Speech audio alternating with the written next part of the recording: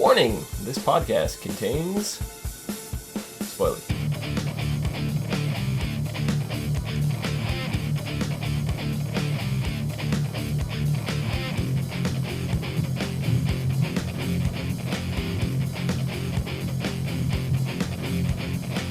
What's up, everyone, and welcome to the Vampire Diaries podcast by ASOTV for Season 6, Episode 18, I Could Never Love Like That.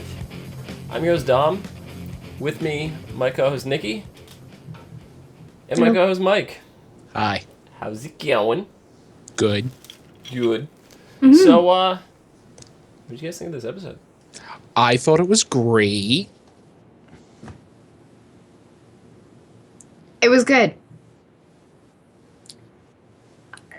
That ending was what caught me, though. That ending. She watched it a few hours before me and then puts on Facebook like a very cryptic thing about Joe, and I'm just like, oh, god damn it. Oh, now I'm expecting it, and I get through the whole episode and I'm like, what the hell was she talking about? And then I realize, I'm like, oh wait, there's 90 seconds left. Like the scene, it comes back and there's Joe talking to Elena. I'm like, oh, this is what she must have been talking about. Yeah, we get the news of our lives. I mean, I don't think you were quite on the podcast yet, Mike, at this time, but me and Nikki had this in-depth discussion about, is Kai the big bad this season? And oh, yeah, I remember. I watched. Yeah, we were like, at least I was like, they typically try to pull the wool over our eyes, and just when we think it's somebody, they switch it up at us at the end, and That's exactly what happened. Now we find out that there is a whole coven of vampire witches. Vampire witches? Shifting over to the originals, I don't care, same universe. But I was theorizing that there was a vampire witch on that show, but yeah. Now that just completely rips that theory from one show to the other show. Certain circumstances have to be met, and they met them. Yeah. So they're known as the heretics or the siphoners. I'm not sure which one they're going to go by. They refer to them as both. I think they're going to call them the siphoners, that they just happen to be heretics. Yeah, maybe. But apparently they are magic vampires, seeing as they fit Kai's siphon criteria of being able to siphon any magical source, and that is the source of their magic, not as opposed to a natural witch who draws from the spiritual world, more or less. But now, as vampires, they're able to siphon off themselves, having a constant flow of magic. Yeah. So I'm in complete and utter befuddlement.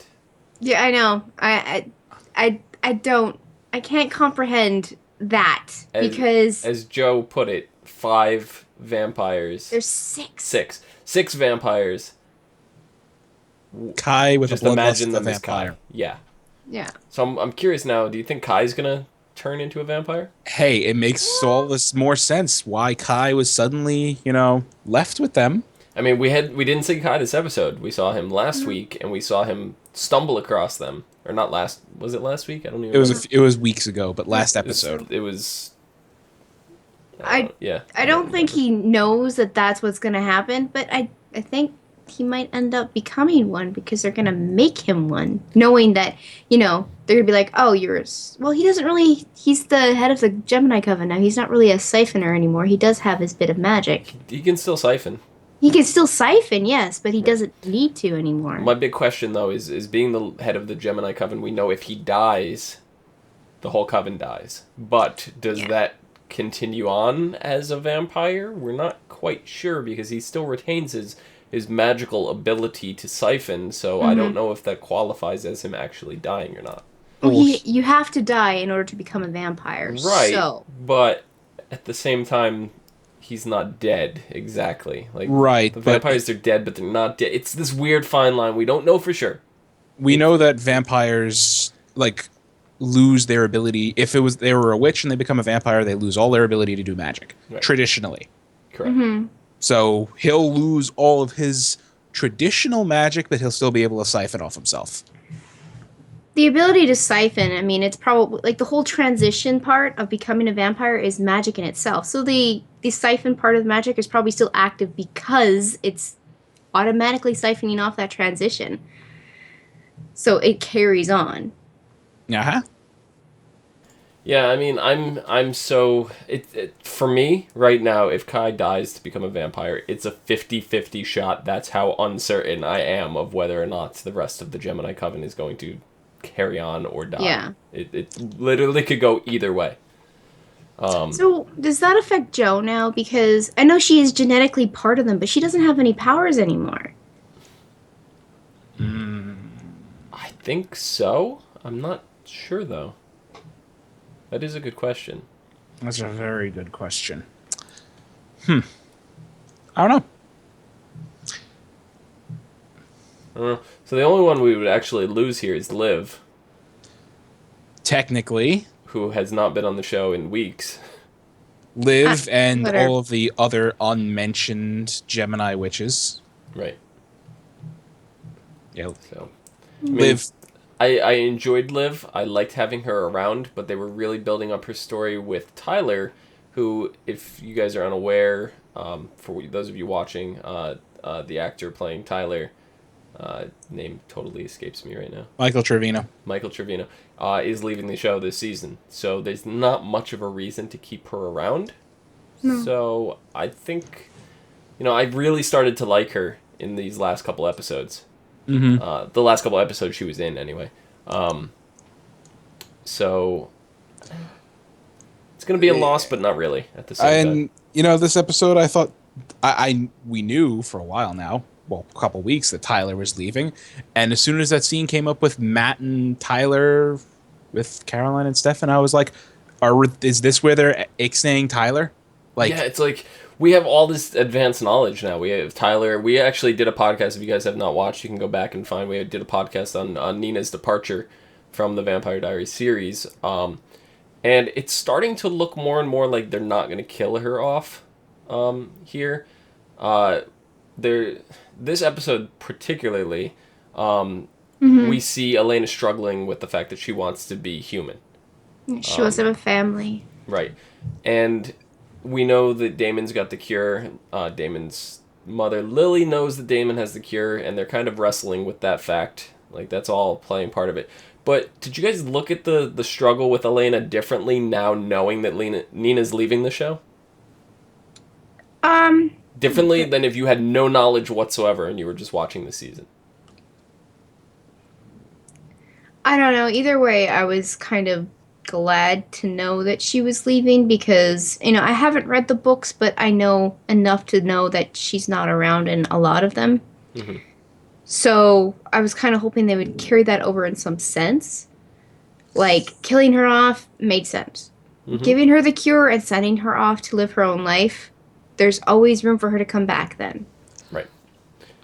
Yeah, just watching this episode and the interactions between Damon and Elena and knowing, how the actors are with each other. I'm just watching, like, all those scenes. I'm like, this is so fucking awkward to watch. Yeah. I mean, there was rumors of Nina leaving the show a couple seasons ago, and that was right around the time when she became a vampire. Right. And then they're like, oh, are they going to kill Elena off? And I'm like, they're not going to kill Elena off. And then she died and became, vampire or whatever. And I was like, oh, this is going to be an interesting dynamic. So I was looking forward to that, but I never really felt like Elena was in danger. But now, watching it, keeping in mind, knowing that Nina's leaving, there is the risk that they could kill her off. That I'm still not really worried with because, I mentioned in the Nina podcast we did, the Julie has said that they have a definitive ending planned, Mm-hmm. and just the way we described it in that podcast, it seems like Nina's going to be around for the finale, and they actually even talked about the possibility of bringing Nina back just for the finale, not for random guest stars in the middle anywhere, literally just for the finale, the final episode, which I'm not against. I actually think that's good. I like that. Even if it's for flashbacks. It doesn't necessarily have to be present day. Even if it's for flashbacks, I'm excited for that. Because it'll have been so long since Nina was on the show, it would be kind of refreshing to see her again at that point. But yeah, I'm convinced here that what they're gonna do is take the cure. I don't think she's gonna leave on her own accord. I think she's gonna be compelled to leave. So Damon's just going to compel her, be like, get the fuck out of my life. yeah, yep. Because that would be the only logical way to explain her not being on the show anymore. I think it's going to lead up to that point after this whole big bang with the witches coming back, because we know they're coming back because Damon and Stefan's mom now has the Ascendant. How she's going to use it without a witch if she doesn't have one in her pocket, I don't know. I mean, you still need to have some sort of magic to use it. Yeah. But yeah,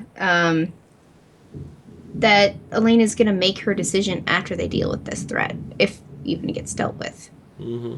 They might just make her human, say, get the hell out of here. Yeah.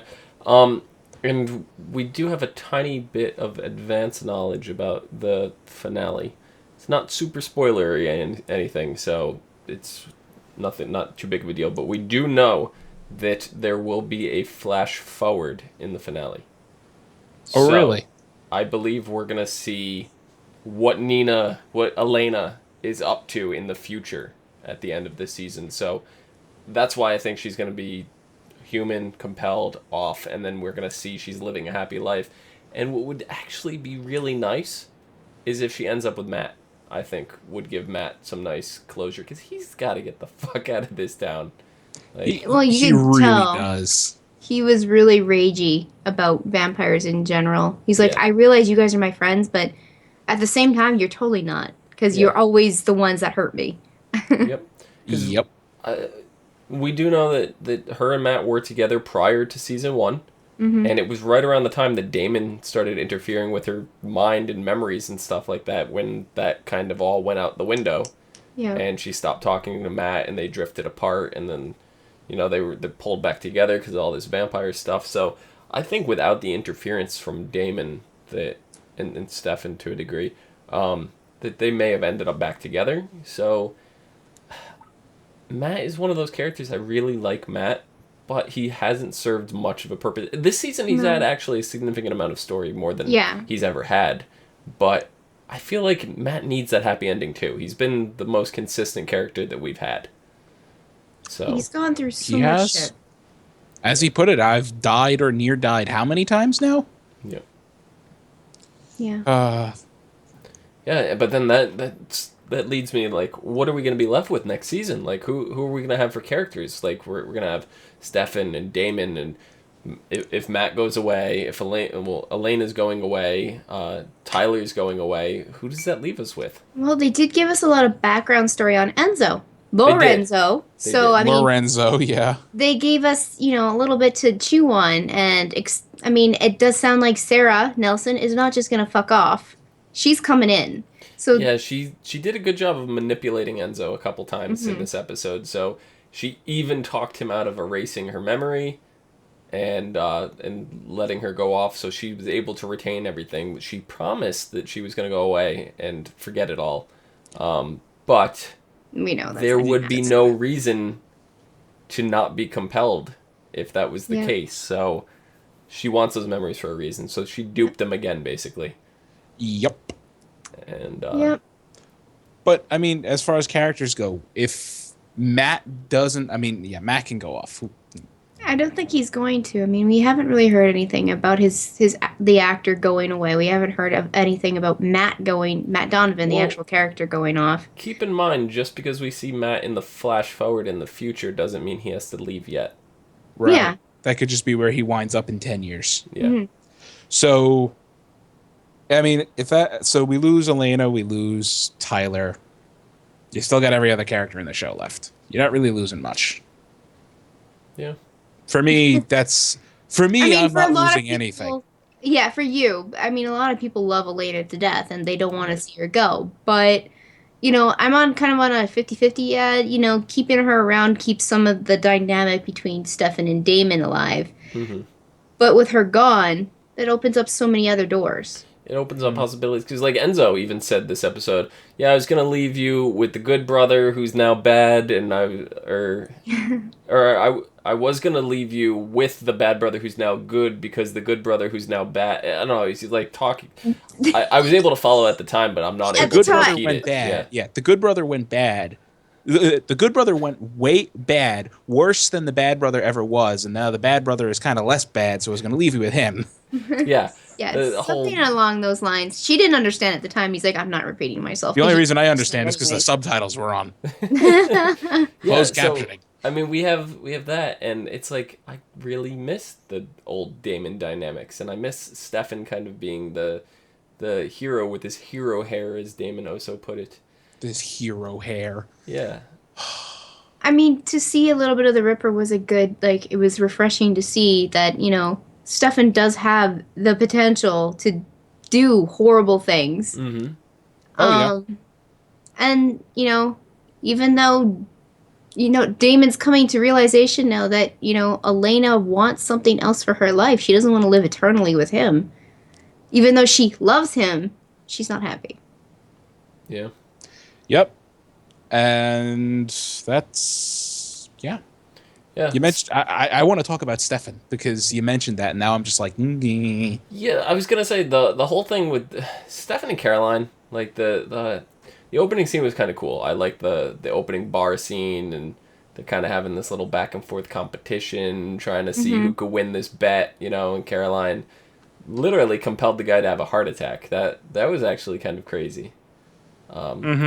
When you think about it, but the amount of stuff that they could be doing with Caroline and Stefan, it's just not there right now.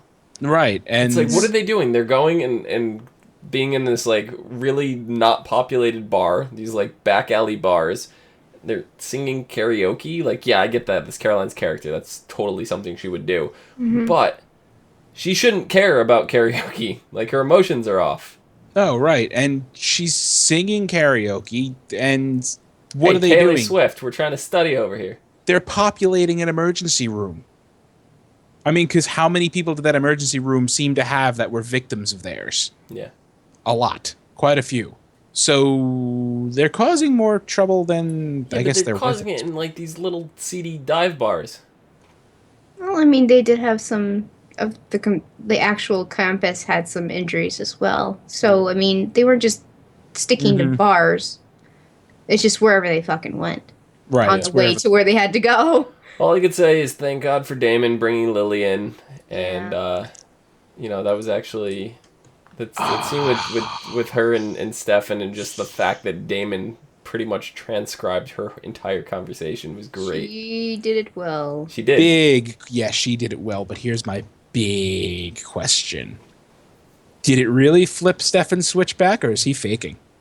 No, I flipped his switch back. No, his switch was back. I mean, he wouldn't have, like, if you have no emotions, would you shed a tear? He could have faked. She faked it. Yeah, but if you have no emotions, would you care to fake it to shed the tear?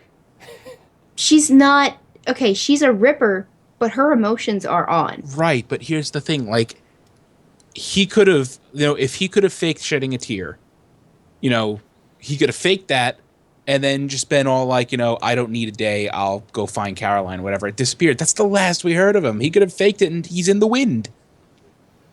No. I'm not buying it. It was touching enough. It was touching enough that it snapped him out of it. I realize that could be a thing, but at this point, in this point of the story, he needs to be a logical thinker, and he needs to care. And the reason I'm against it is because I did see the preview for next week and know that the exact opposite of what you just said, Mike, is going to go down. Shit. Which is Stefan is going to seek out Caroline and fake having his emotions off. So. Yeah. God so damn it, synopses. So you're on the right track. It wasn't a synopsis. It was actually the preview. preview. I didn't see that. Right. So yeah, yeah. See, I like you were definitely onto something there. You were. I never get the previews or anything. Like the one show you do is Game of Thrones. They give you the preview and a fucking breakdown from the show creators for like 10 minutes after the episode. Yeah. This is just like, oh, you're in the wind. Good luck. Yeah. So I don't know, up to, like, Lily was having cold feet about doing this whole thing to begin with. Mm-hmm. And then Damon kind of gives her the Ascendant as payments and assurance that, you know, he's going to follow through. And we know that Damon's not going to follow through. He thinks he's just giving it to her because I don't know who needs to cast her. We know that Kai's one was specific to a Bennett witch. We don't know if that's still the case for this Ascendant. No, I because don't believe it is. He used that particular Ascendant to get himself, Damon, Bonnie, and Elena there. He didn't need Bonnie. Right. Mm-hmm. Bonnie just was there to locate the Ascendant in that realm. And Bonnie was there to do that, and Bonnie was also there to serve as a greater power source because Kai could not take all three of them. Yeah, he couldn't take all three of them. He probably could have, but he couldn't guarantee it. No. Right. So, I feel that no matter what they did with the Ascendant, that it's not going to matter because Kai's going to be on the other side, and they're going to be able to use the Ascendant over there. I feel like, Kai needed the boost from Bonnie. He needed to be the one to use to do it. So I think that may be tied to the Gemini bloodline, that particular one. Mm-hmm. So with the other Siphoner vampires over there, he's probably going to be able to juice off of them to get back.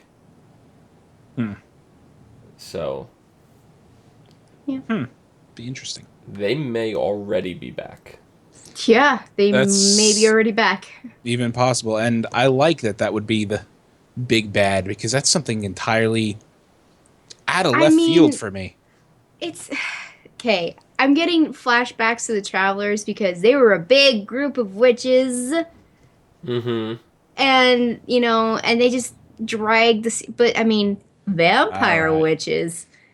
Now you got something there. You got something. Yeah. You got something kind of different. Well, you could tell from, what the flashbacks were telling you and how Lily was kind of monologuing them and how Joe was talking about them. They are not nice at all. They're are complete lust. They're probably all like Kai. Can you imagine 6 of them with Kai's attitude, let alone their abilities? They're all psychos. And they're all vampires, and they're lusting for blood. Because for all we know, the trait that they carry over from the siphoning thing could be the reason why Kai was such a sociopath to begin with, and just imagine them all like that. Mm-hmm. Oh my. Yeah, you're right. It could just be an inherent trait of being a siphoner.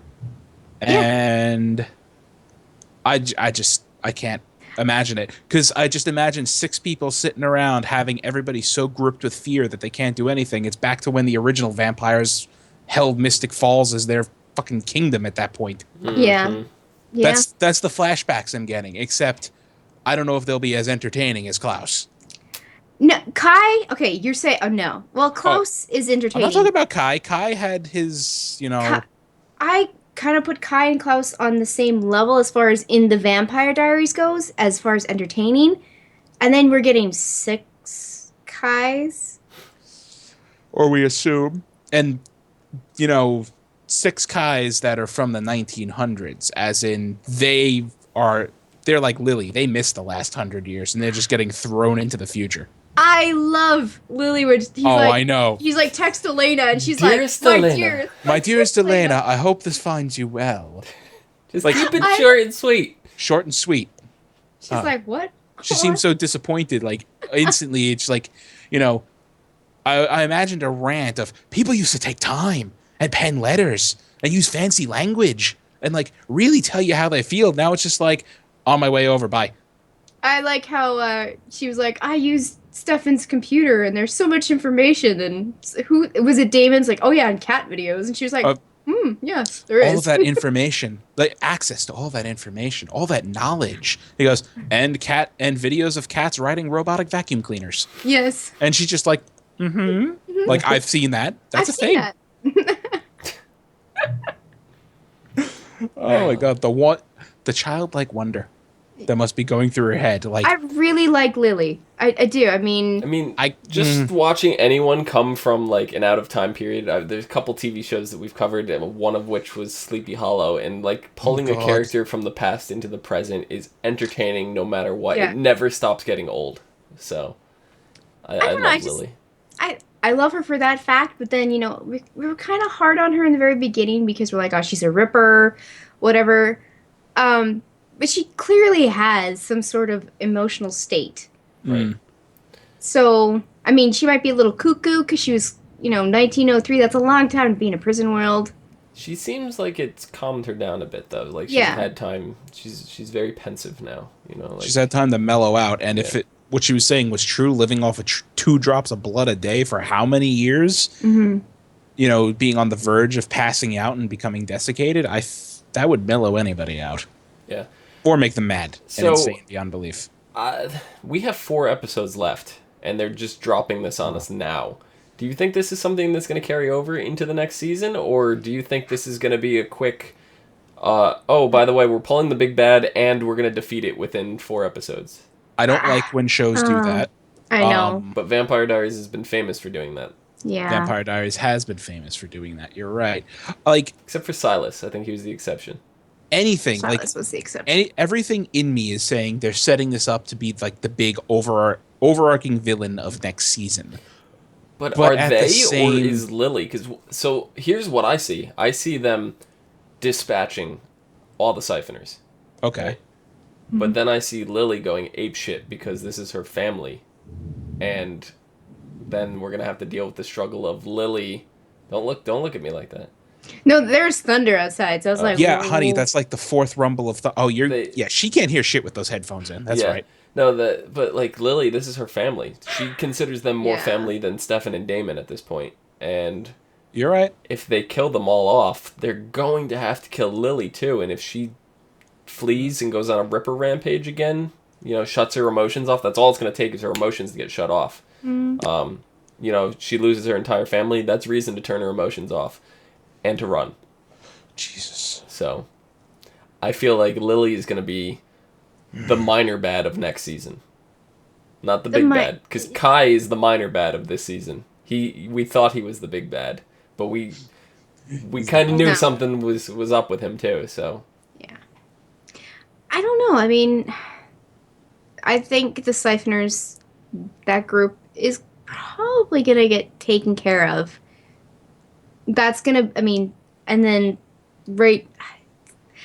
I don't know, because we know Elena's leaving and she's not coming back that's something that's gonna happen, and it's gonna be the major cliffhanger like they did last season, which made me keep watching.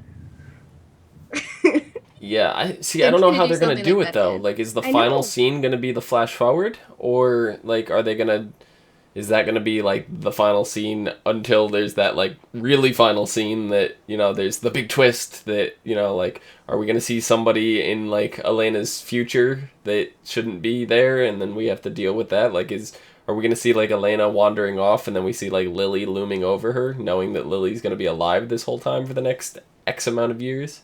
Like, I don't know. Julie's doing a really good job with this season. Yeah, Julie's killing me here. She's fantastic. Fantastic. So I don't know. I'm like getting a thing of like a flash forward staggered throughout the whole episode, but you know what? No, it doesn't make sense. It's got to be like the end. Like the last few, if not the last few minutes, among the last few minutes of the episode. I think it's going to be the last few minutes and then credits. They're going to leave us at that point. And leave some kind of crazy ominous cliffhanger in it. Mm-hmm. Yeah, I hope that they don't give us any ominous thing in the background of Elena's thing. I hope they give us something more in our present day than they do in the future. But they give us Elena's flash forward, right? It's 10, 12 years into the future, and then they like zoom out the window, and they just keep going back, and then it's just like rests over a gravestone of another like major character or some shit like that. There's an ominous cliffhanger for you, and it's cheesy, but it works. It would keep my interest. Yeah, I'm trying to think of something that would keep us entertained and looking forward to the next season. Mm. But yeah, I guess maybe leaving a character's gravestone, like if they left Damon's, for example, that would be horrible. But if they left Damon's, then everybody would be wondering, oh, what the hell happened, and they'd be expecting to go into next season trying to find that answer. We don't know if next season's going to be the last season or not. We haven't had any confirmation on that. I'm hoping it's not. I want to see it at least go to 8. But, yeah. Because I want them to prove that the main reason I want it to go one season past next season is to prove that you don't need Nina for the show. Yeah.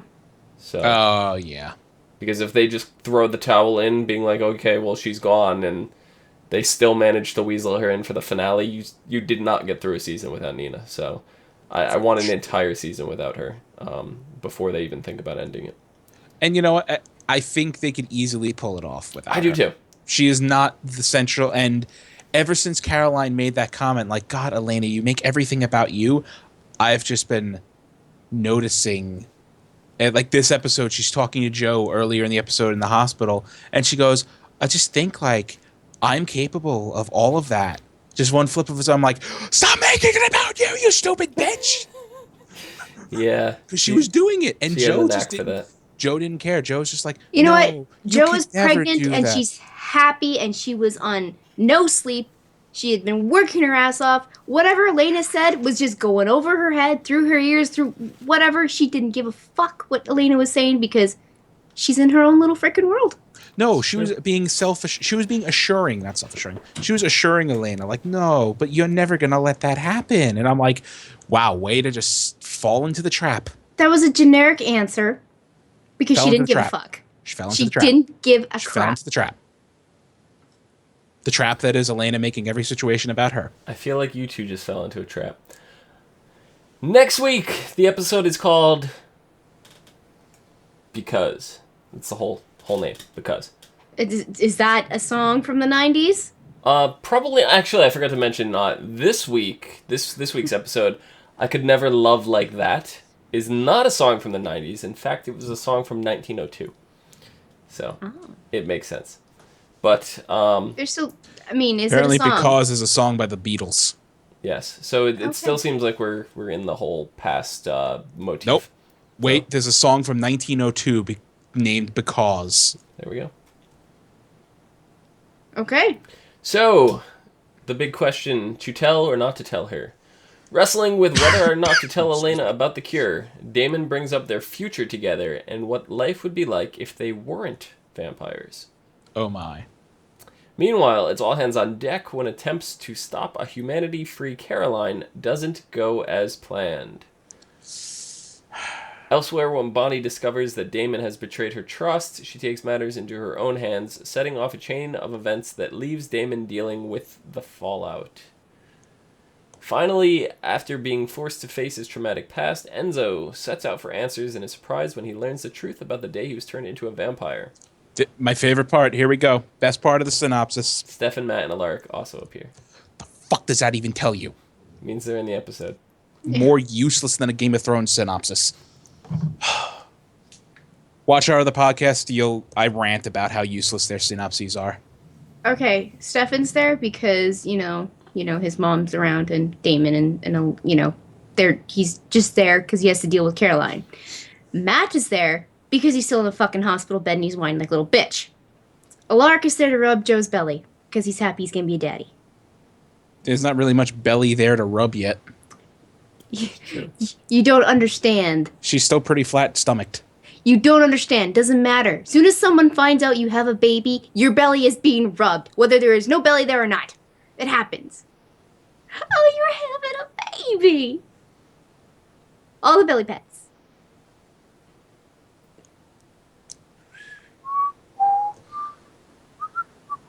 This is something pregnant women have to deal with all the fucking time, okay? And then Cleo's in chat. A secret will put the team in danger. Well, you know what? Team Stefan or Team Damon? All of us teams. Oh. Even Team Tyler. Ugh. Oh, by the way, when Caroline mentioned, that's just his resting face. I loved it.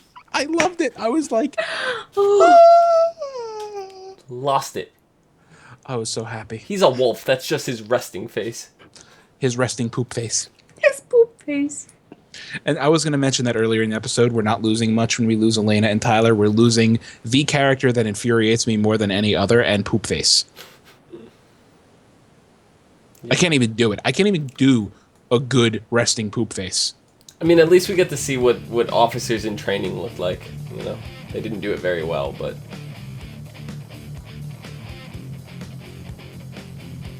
Team Katniss don't need no man. Damn straight, Chrissy. Yeah, so that about does it. Nikki, where can the people find you? They can find me on Twitter. LadyVenom24, LadyYvenom24. Thanks. Yeah. Mike, where can the people find you? Twitter and Twitch at Philodrin. Right there. You can find me down below at Phenomenon. Phenomedom. You can also find us on Facebook, Gmail, G+, Twitter, iFace, and right here on YouTube at /ASOTV podcast for some more podcasts for some of your favorite TV shows.